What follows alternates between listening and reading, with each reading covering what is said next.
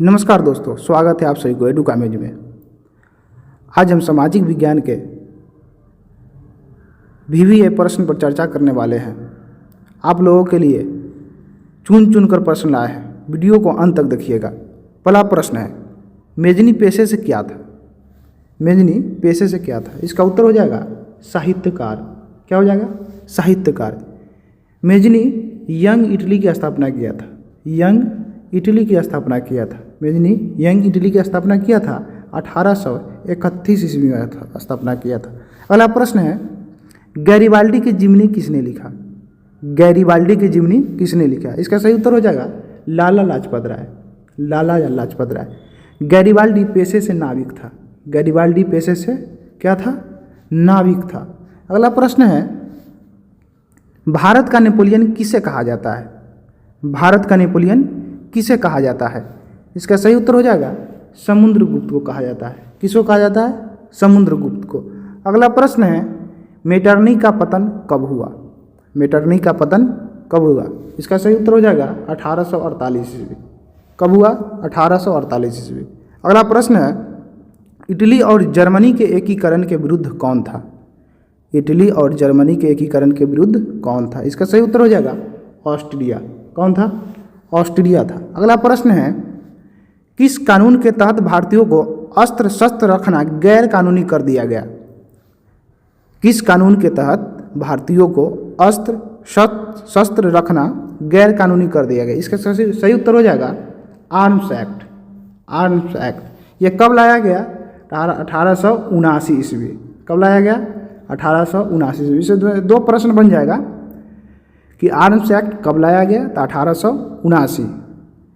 इस एक्ट के माध्यम से भारतीयों को अस्त्र शस्त्र का मतलब होता है गोली बंदूक बारूद रखना गैर कानूनी कर दिया गया।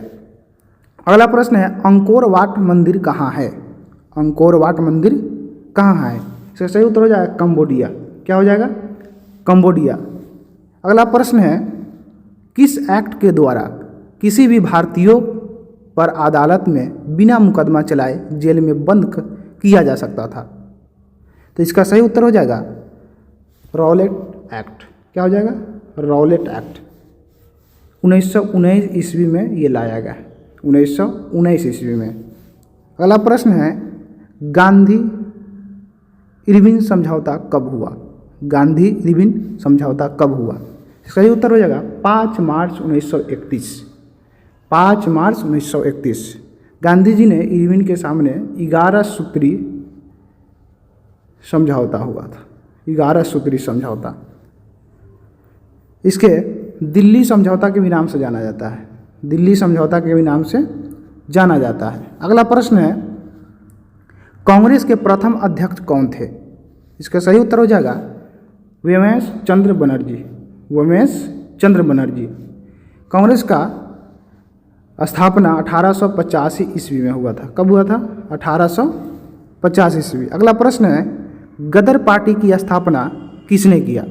गदर पार्टी की स्थापना किसने किया? इसका सही उत्तर हो जाएगा लाला हरदयाल। क्या हो जाएगा?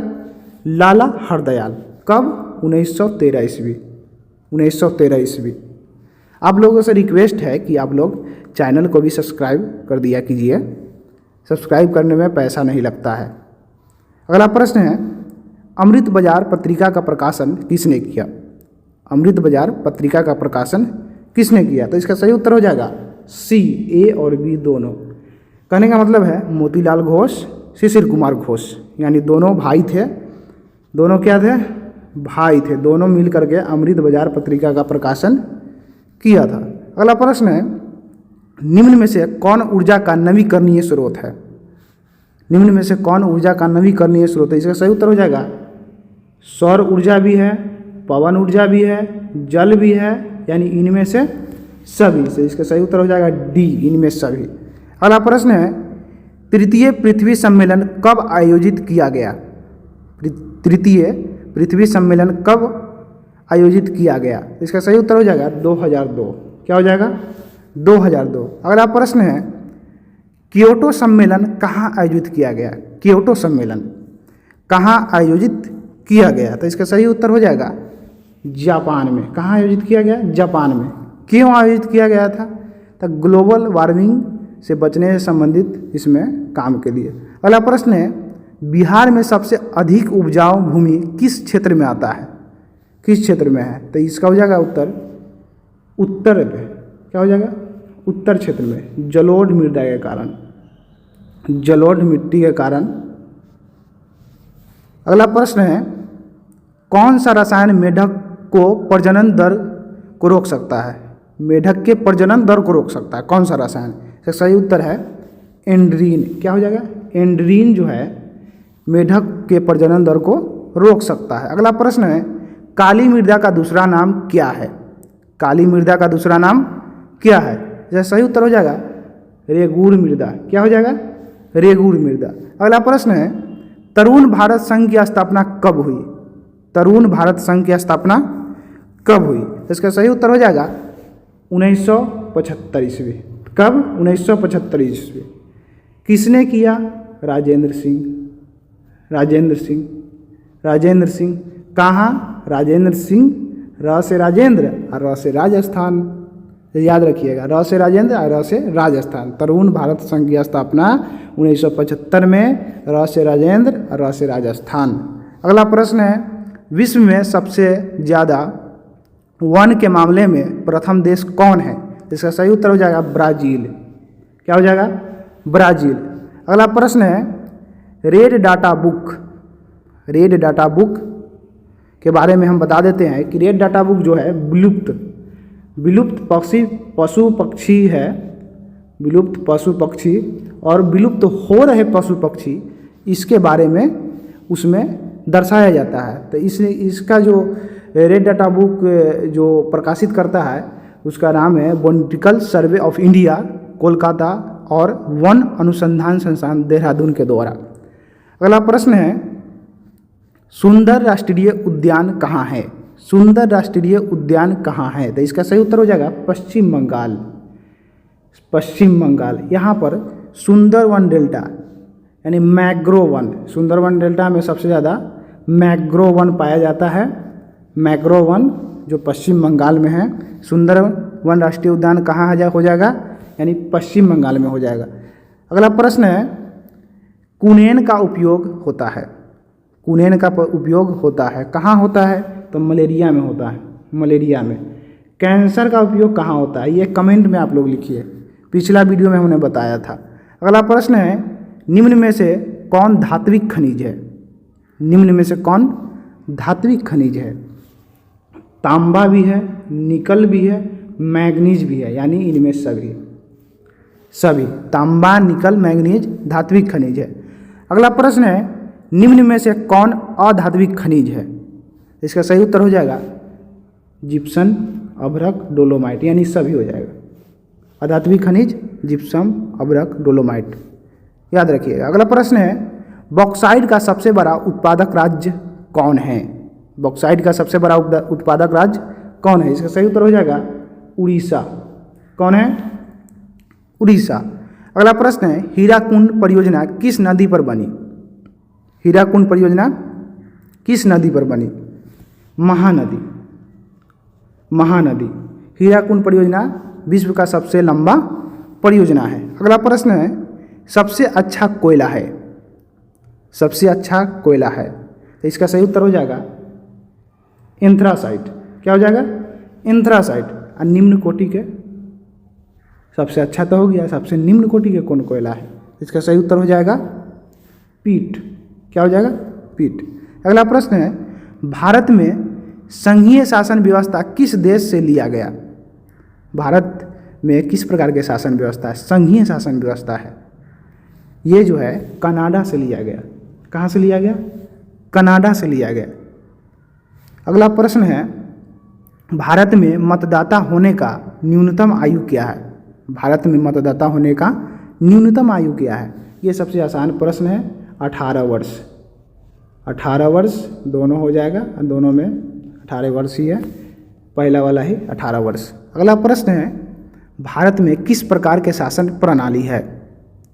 भारत में किस प्रकार के शासन प्रणाली है? तो इसका सही उत्तर हो जाएगा संघीय और संसदीय। संघीय और संसदीय। किस भारत में किस प्रकार के शासन प्रणाली है? संघीय और संसदीय। अगला प्रश्न है स्वर्णिम चतुर्भुज संबंधित है। एकदम इम्पोर्टेंट है, ये सब याद रखिएगा। स्वर्णिम चतुर्भुज है तो इसका सही उत्तर हो जाएगा सड़क मार्ग से। किससे संबंधित है? सड़क मार्ग से। अगला प्रश्न है महासागर के तल में कंपन का परिमाण है। महासागर के तल में कंपन का परिमाण है तो इसका सही उत्तर हो जाएगा सुनामी। सुनामी, सुनामी याद रखिएगा, सुनामी। पिछला वीडियो में चक्रवात बोला गया था, सुनामी इसका सही उत्तर हो जाएगा। अगला प्रश्न है नई आर्थिक नीति में किसे सम्मिलित किया गया? नई आर्थिक नीति में किसे सम्मिलित किया गया? इसका सही उत्तर हो जाएगा उदारीकरण भी, निजीकरण भी, वैश्वीकरण, यानी इनमें सभी। इसका सही उत्तर हो जाएगा इनमें सभी। अगला प्रश्न है उपभोक्ता अधिकार दिवस कब मनाया जाता है? उपभोक्ता अधिकार दिवस कब मनाया जाता है? इसका सही उत्तर हो जाएगा 15 मार्च को। कब मनाया जाता है? 15 मार्च को मनाया जाता है। अगला प्रश्न है संघ राज्य की विशेषता नहीं है। संघ राज्य की विशेषता नहीं है। संघ राज्य में लिखित संविधान भी आता है, शक्तियों के विभाजन भी आता है, सर्वोच्च न्यायालय भी आता है, लेकिन एक हरी शासन व्यवस्था नहीं आता है। तो नहीं वाला पूछा है तो नहीं वाला उत्तर सी। अगला प्रश्न है बिहार में संपूर्ण क्रांति का नेतृत्व किसने किया? तो हो जाएगा इसका उत्तर जयप्रकाश नारायण। किसने किया? जयप्रकाश नारायण। बिहार में संपूर्ण क्रांति का नेतृत्व किसने किया? जयप्रकाश नारायण। अगला प्रश्न है निम्न में से किसे पिछड़ा राज्य कहा जाता है? तो यह उत्तर हो जाएगा बिहार। किसको कहा जाता है? बिहार को। अगला प्रश्न है भारत में वित्तीय वर्ष कहा जाता है। भारत में वित्तीय वर्ष कहा जाता है। इसका सही उत्तर हो जाएगा 1 अप्रैल से 31 मार्च। याद रखिएगा 1 अप्रैल से 31 मार्च को भारत का वित्तीय वर्ष कहा जाता है। अगला प्रश्न है काउंट काबू को विक्टर एमेनुअल ने किस पद पर नियुक्त किया? काउंट काबू को विक्टर एमेनुअल ने किस पद पर नियुक्त किया? इसका सही उत्तर हो जाएगा प्रधानमंत्री। क्या हो जाएगा?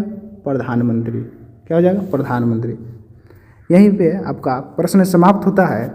आप लोग चैनल को सब्सक्राइब कीजिए, शेयर कीजिए, कमेंट कीजिए, सब्सक्राइब जरूर कीजिएगा, तभी आपको अगला वीडियो आएगा। धन्यवाद।